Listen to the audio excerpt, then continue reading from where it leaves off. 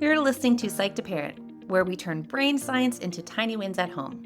I'm Dr. Amy, your not-so-typical school psychologist, mom of two, and endurance athlete. I love a good data set and a diagnostic manual.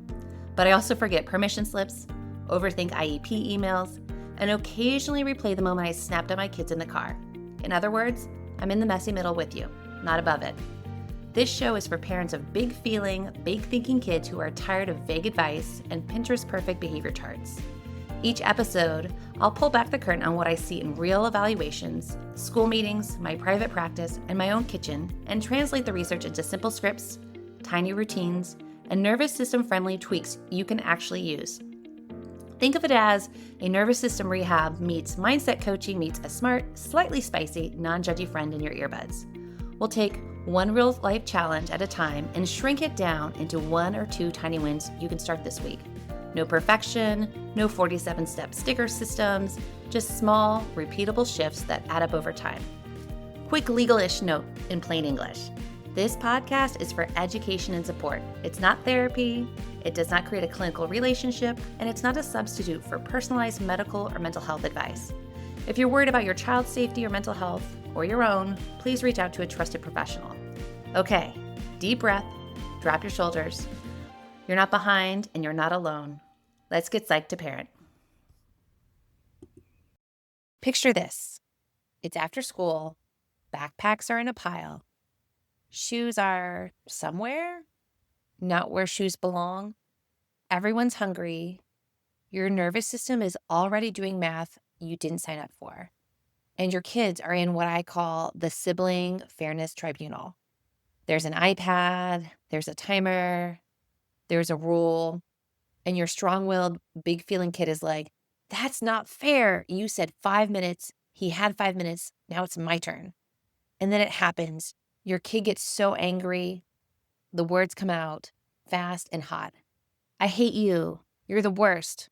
I'm the worst. And sometimes it gets even scarier. I'm going to kill you, or I want to kill myself. If you've ever heard that and felt your whole body go on high alert, emergency mode, this episode is for you. Take one breath with me, and let's talk about what's really happening in those volcano moments. Hi, I'm Dr. Amy, school psychologist and parent coach, and this is Psych to Parent, where we do brain-based parenting for strong-willed, big-feeling, big-hearted kiddos without the shame spiral. Today, we're talking about anger through a volcano lens, how to teach kids that anger is allowed without shame, how to hold boundaries around behavior, still no shame, and what to do before, during, and after the eruption. And I want you to hear this clearly. This is not about fixing your kid. This is about teaching skills and protecting connection while you hold the line. Let's start by naming that part nobody says out loud. These moments can be terrifying. When your kid erupts, a lot of parents immediately go to, what is wrong with my kid? Is this going to get worse? Did I mess something up? And especially when the words are intense, your nervous system is going to react. That's normal. You're not dramatic. You're a parent with a pulse. So before we even talk scripts, I want to do a quick parent body check. When your child escalates, what happens in your body? Do you get tight in your chest? Does your voice get sharper? Do you start talking faster? Do you feel the urge to lecture or snap or fix it immediately? Because your child's nervous system is scanning you. And in volcano moments, the goal is not perfection. The goal is a calmer grown-up than the kid. So here's the goal today. We take anger seriously without turning it into a character verdict. Now, I'm going to borrow a little volcano science because it's the perfect metaphor for how anger builds. Okay, here's quick volcano facts in parent language. A volcano is basically an opening where hot stuff and gas can escape. Inside the volcano, it's called magma. And once it comes out, it's called lava. And here's the part I love for parenting.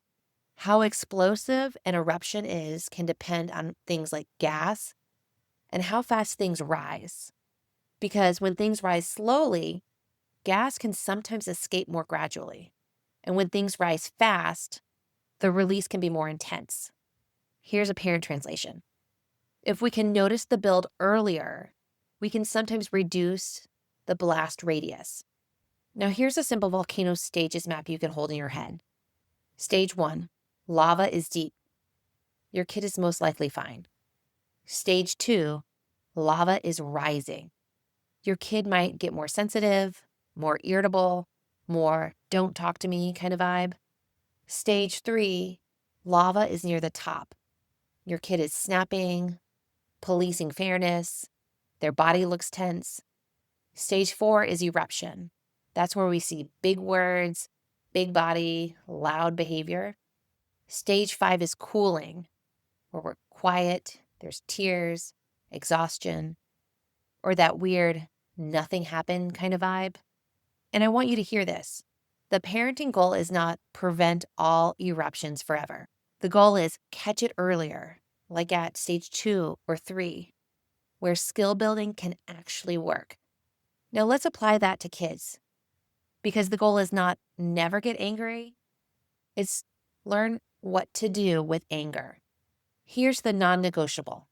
I teach this all the time in my practice, in my work with children and families. All emotions are okay. Anger is okay. Sadness is okay. Being scared is okay.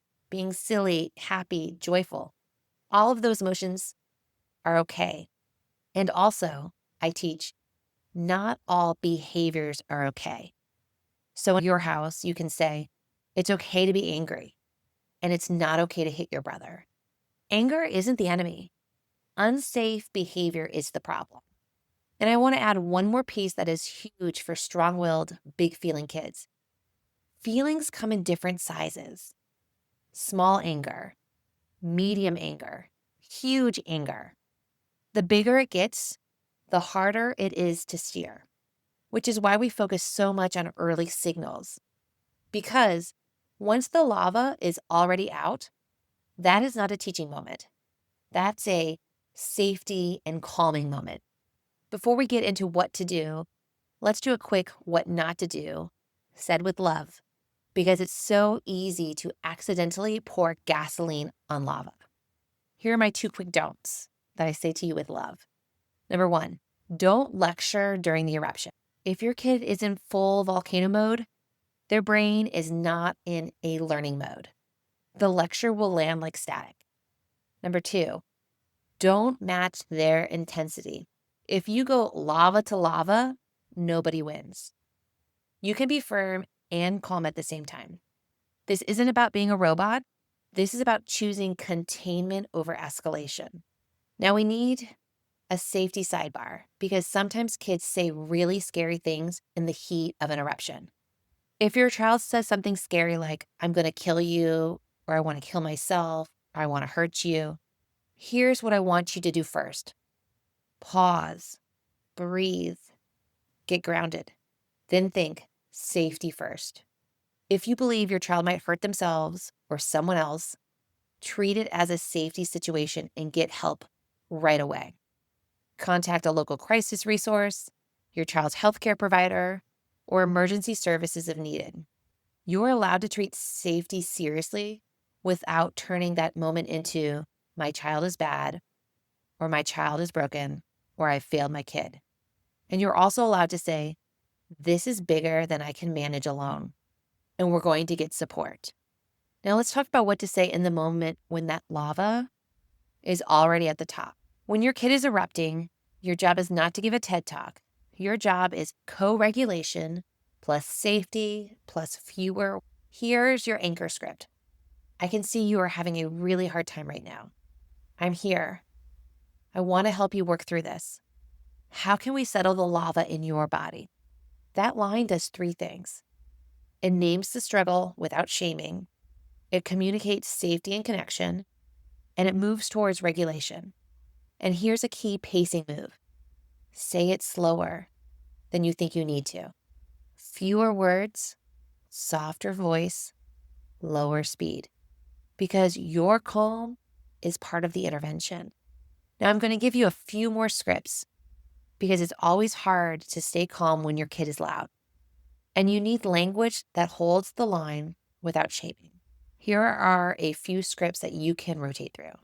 Script number 1, boundary and connection. I won't let you hit. I'm going to move your body back, or I'm going to move your brother away. You can be mad. Your body still has to be safe.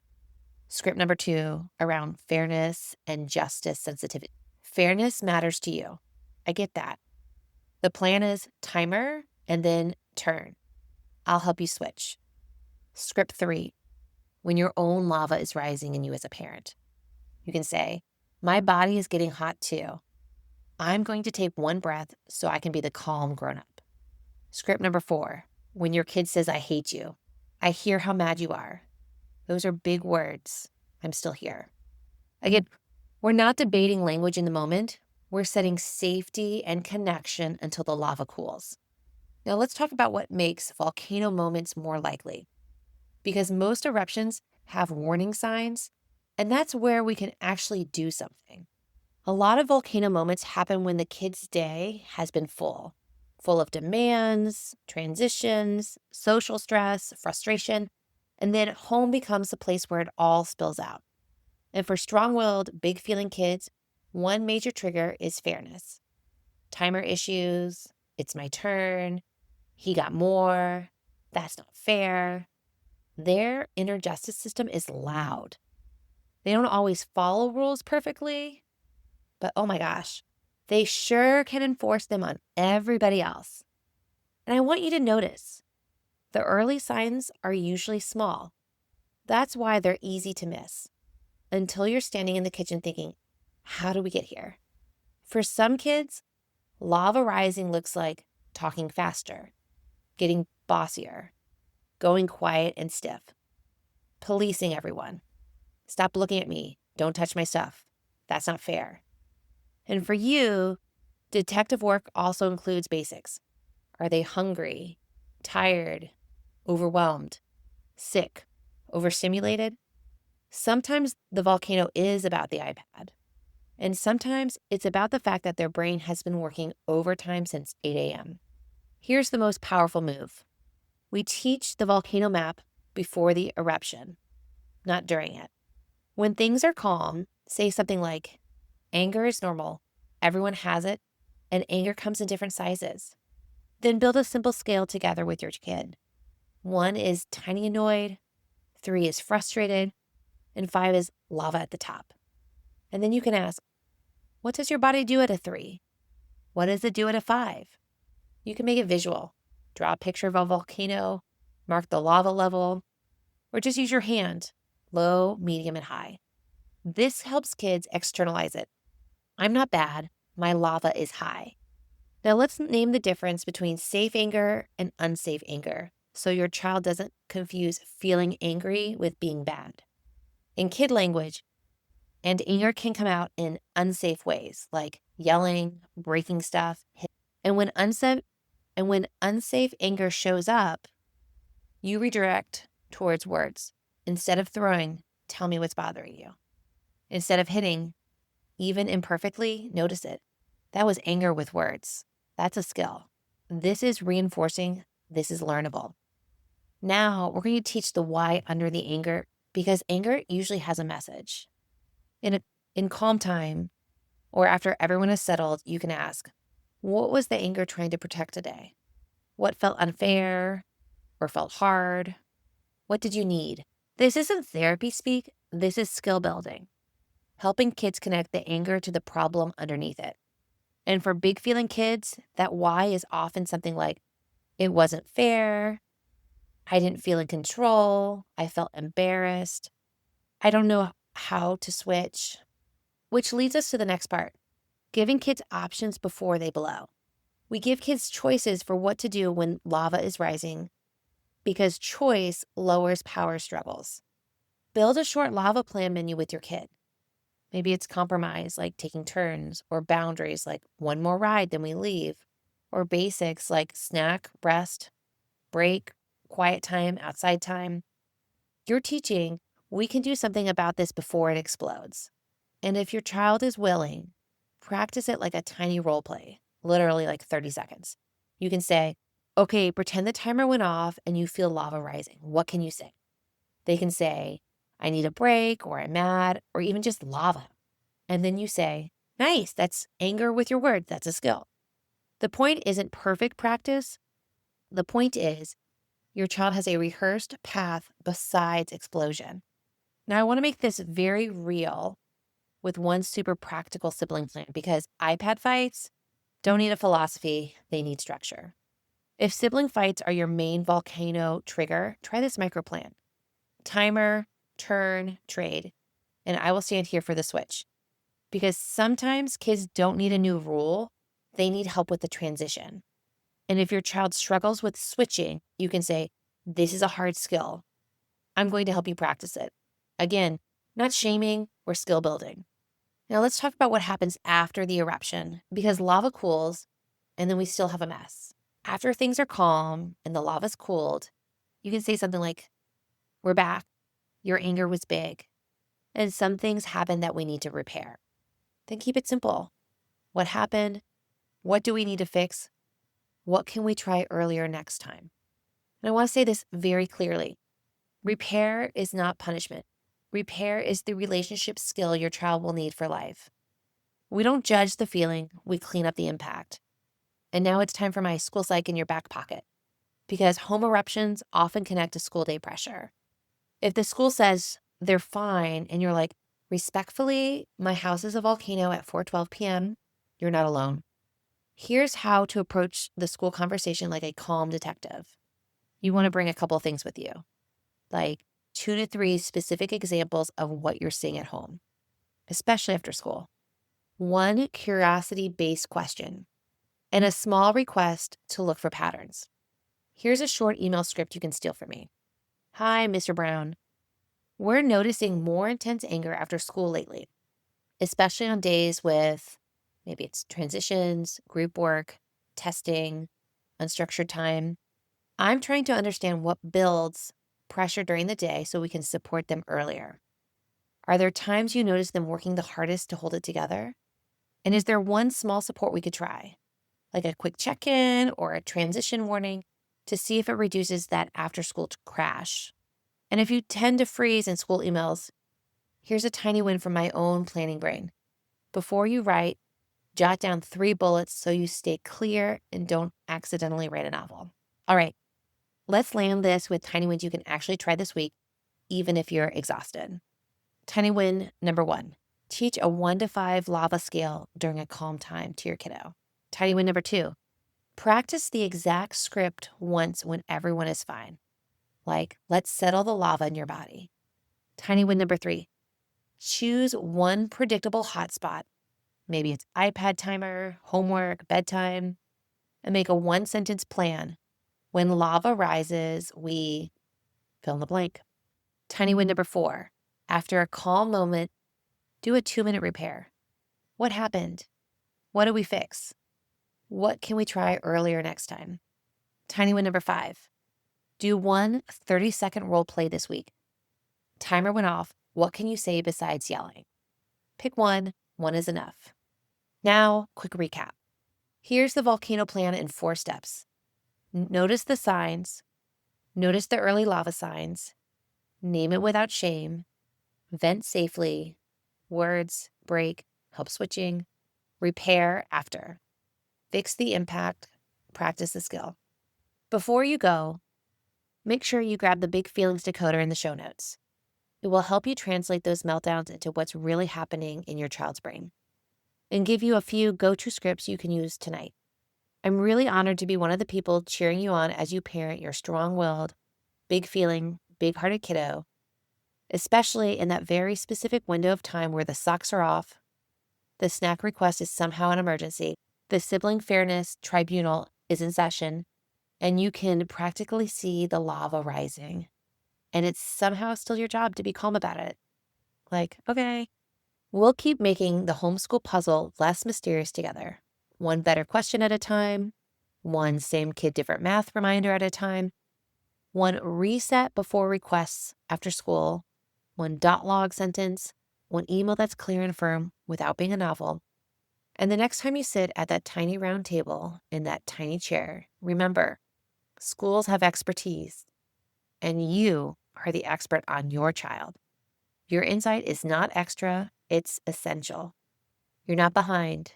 You're building a partnership, and you're building skills, yours and theirs, one small, doable step at a time. Until next time, friends. Thank you for hanging out with me on Psych to Parent. I'm Dr. Amy, your not so typical school psychologist, and I'm genuinely glad you're here doing this work instead of quietly white knuckling it and blaming yourself. Your tiny win from today's episode is simple. Do not overhaul your entire parenting style. Pick one idea, one sentence, or one tiny shift and try it in a low stakes moment this week. Then notice what changes, even if it is just by 1%. If you want more support, head over to psych2parent.com. You'll find show notes, simple scripts, and parent-friendly guides that go with these episodes. While you're there, make sure you join the Tiny Wins mailing list so you get weekly brain-based tips, real-life examples from my work with families, and first dibs on new workshops and resources. It's the easiest way for us to stay connected beyond the podcast. If this podcast was helpful, it really does matter when you tap follow or subscribe. Leave a quick review or text it to a friend who is parenting a big-feeling, big-hearted kid too. This podcast is for education and encouragement. It is not therapy, and it's not a substitute for individualized care. If you're worried about your child or yourself, please reach out to a trusted professional in your area. You are not behind. You are not broken. You are building something new, one tiny win at a time. I'll see you in the next episode, probably with a cold coffee in hand, cheering you on.